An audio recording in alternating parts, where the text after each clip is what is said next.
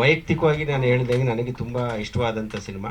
ಈ cinema commercial ಆಗಿ ಕೂಡ ಗೆದ್ದಿದ್ರೆ ಗೌರಿಶಂಕರ್ಗಿಂತ ಜಾಸ್ತಿ ಖುಷಿ ನನಗಾಗಿರೋದು. ಯಾಕೆಂದರೆ ಆ ಸಿನಿಮಾ ನೋಡಿ ನನಗೆ ಅವ್ರಿಗಿಂತ ಜಾಸ್ತಿ ಖುಷಿಯಾಗಿತ್ತು. ಬಟ್ ಅನ್ಫಾರ್ಚುನೇಟ್ಲಿ ಆಗಿಲ್ಲ. ಅದಕ್ಕೆ ನಾನಾ ಕಾರಣಗಳಿದೆ, ಅದನ್ನು ಯಾರನ್ನೂ ಬ್ಲೇಮ್ ಮಾಡೋಕ್ಕೂ ಆಗೋದಿಲ್ಲ. ಬಟ್ ಈ ಸಿನಿಮಾದಿಂದ ಏನು ಸಿಕ್ತೋ ಬಿಡ್ತೋ, ಆದರೆ ಕನ್ನಡ ಇಂಡಸ್ಟ್ರಿಗೆ ಒಬ್ಬ ಒಳ್ಳೆ ನಟ ಸಿಕ್ಕಿದ್ದಾನೆ, ಒಳ್ಳೆ ನಟಿ ಸಿಕ್ಕಿದ್ದಾಳೆ, ಮತ್ತು ತುಂಬ ಒಳ್ಳೆ ನಿರ್ದೇಶಕ ಸಿಕ್ಕಿದ್ದಾನೆ. ನಿಜಕ್ಕೂ ತುಂಬ ಅದ್ಭುತವಾಗಿ ನಿರೂಪಣೆ ಆಗಿದ್ದಂಥ ಒಂದು ಸಿನಿಮಾ. ಮೊದಲನೇ ಸಿನಿಮಾದಲ್ಲೇ ಅಷ್ಟೊಂದು ಎಕ್ಸಲೆನ್ಸಿನ ಅಚೀವ್ ಮಾಡೋದು ಕಷ್ಟ. ಫ್ಲಾಗಳಿರ್ಬೋದು, ಆದರೆ ಕಡಿಮೆ ಫ್ಲಾಗಳಿದ್ದಂಥ ಸಿನಿಮಾ. ಈಗ ನಾವೆಲ್ಲ ಮೊದಲನೇ ಸಿನಿಮಾ ಮಾಡಿದಾಗ ತುಂಬ ತಪ್ಪುಗಳನ್ನು ಮಾಡಿದ್ವಿ, ಆದರೆ ರಾಜಗುರು ಕಡಿಮೆ ತಪ್ಪು ಮಾಡಿದ್ದಾರೆ. ಸೊ ಮೊದಲನೇ ಸಿನಿಮಾದಲ್ಲಿ ಅಷ್ಟೊಂದು ಅಚೀವ್ಮೆಂಟ್ ಮಾಡಿರುವಂಥದ್ದು. ಕಂಗ್ರ್ಯಾಚುಲೇಷನ್ಸ್ ರಾಜಗುರು, ತುಂಬ ಒಳ್ಳೆಯ ಭವಿಷ್ಯ ಇರುವಂಥ ನಿರ್ದೇಶಕ. ಸೊ ಒಟ್ಟಾರೆ ಏನು ಸಿಕ್ಕಲಿಲ್ಲ ಅಂದರೂ ಇದಂತೂ ಸಿಕ್ಕಿದೆ, ಒಂದು ಒಳ್ಳೆಯ ಸಿನಿಮಾ ಸಿಕ್ಕಿದೆ, ಹೀರೋ ಸಿಕ್ಕಿದ್ದಾನೆ, ಹೀರೋಯಿನ್ ಸಿಕ್ಕಿದ್ದಾಳೆ, ಮತ್ತು ಒಬ್ಬ ಒಳ್ಳೆ ಡೈರೆಕ್ಟರ್ ಸಿಕ್ಕಿದ್ದಾನೆ.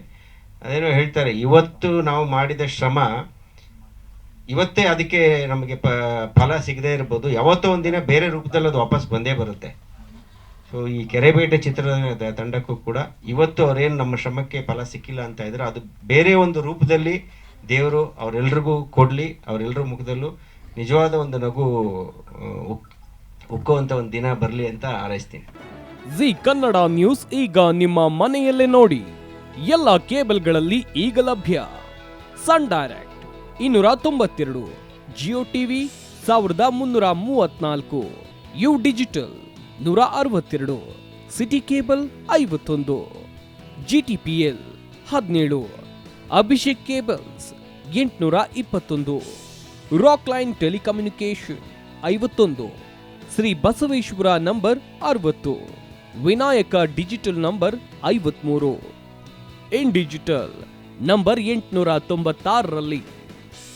ನಿಮ್ಮಿಸ್ತದ ಜಿ ಕನ್ನಡ ನ್ಯೂಸ್ ನೋಡಿ ಆನಂದಿಸಿ.